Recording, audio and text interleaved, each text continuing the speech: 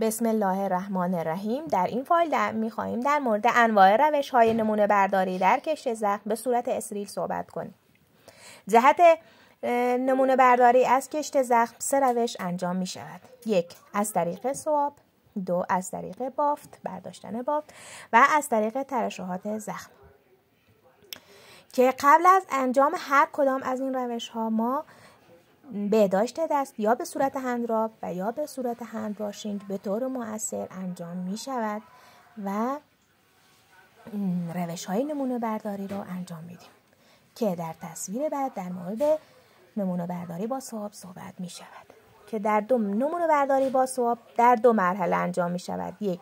پاکسازی زخم با یک سواب استریل که با سرم فیزیولوژی استریل مرطوب شده برای پاکسازی سطح خارجی زخم دور ریخته میشه.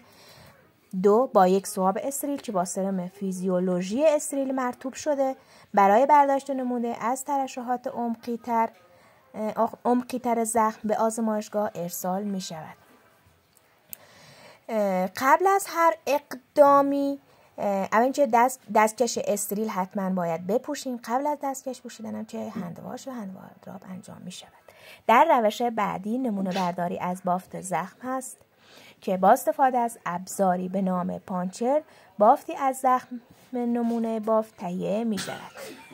نمونه برداری در اتاق عمل و توسط پزشک تهیه و در شرایط استریل در داخل لوله استریل به آزمایشگاه تحویل داده می شود.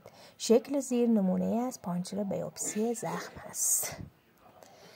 در روش بعدی که در تصویر بعد مشاهده خواهیم کرد نمونه برداری از طریق ترشحات زخم است. نمونه برداری از ترشحات زخم یا پونکسیون زخم است.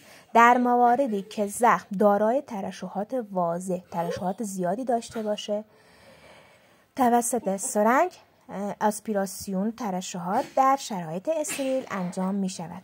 ترشحات به دست آمده در داخل لوله استریل و در کوتاه‌ترین زمان ممکن به آزمایشگاه ارسال می شود.